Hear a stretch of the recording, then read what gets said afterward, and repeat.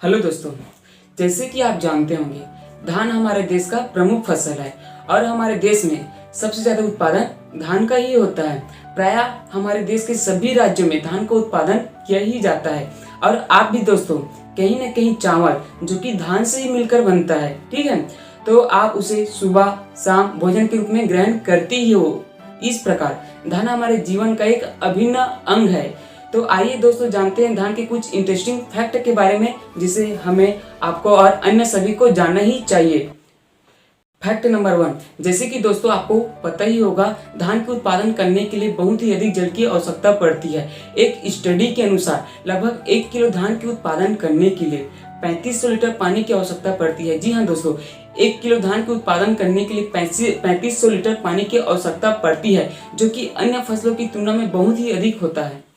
Fact number 2, जैसे कि दोस्तों आपको पता होगा यदि हम लोग एक धान का जो बीज लेते हैं ना, उसके अंदर चावल रहता है और बाहर छिलके द्वारा घिरा रहता है, जिसे हम लोग भूसा कहते हैं। लेकिन दोस्तों यहाँ जानने वाली बात यह है कि यदि जो धान का जो बीज रहता है ना, उसका कितना प्रतिशत भाग चावल रहता है और कितना प्रतिशत भाग उसका छिलका रहता है। जी हाँ दोस्तों, यदि हम अगर एक धान का जो बीज लेते हैं ना, उसका लगभग 66% भाग चावल रहेगा और उसका 33% भाग उसका छिलका रहेगा।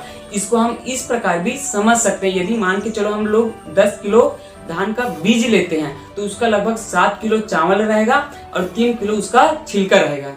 फैक्ट नंबर 3, जैसे कि आपको पता होगा दोस्तों हमारे देश में सबसे ज्यादा उत्पादन धान का ही होता है और देश के लगभग प्राय सभी राज्यों में धान का उत्पादन किया जाता है। लेकिन दोस्तों क्या आपको ये पता है इन सभी राज्यों में सबसे ज्यादा धान का उत्पादन करने वाला राज्य कौन सा है? जी हाँ दोस्तों, पश्चिम बंगाल एक ऐसा राज्य है जहां इन सभी राज्यों की तुलना में धान का अधिक उत्पादन किया जाता है। यहाँ सालाना लगभग 15 से 16 मिलियन टन धान का उत्पादन किया जाता है, जो कि अन्य राज्यों की तुलना में अधिक है। यहाँ देश के कुल उत्पादन का लगभग 15 से 16% भाग उत्पादन किया जाता है। फैक्ट नंबर 4, जैसे कि आपको पता होगा दोस्तों जो धान की जो खेती है ना, भारत के अलावा दुनिया के बहुत सारे देशों में और किया जाता है। लेकिन दोस्तों क्या आपको ये पता है इन सभी देशों में प्रति हेक्टेयर धान का उत्पादन सबसे ज्यादा कौन सा देश करता है?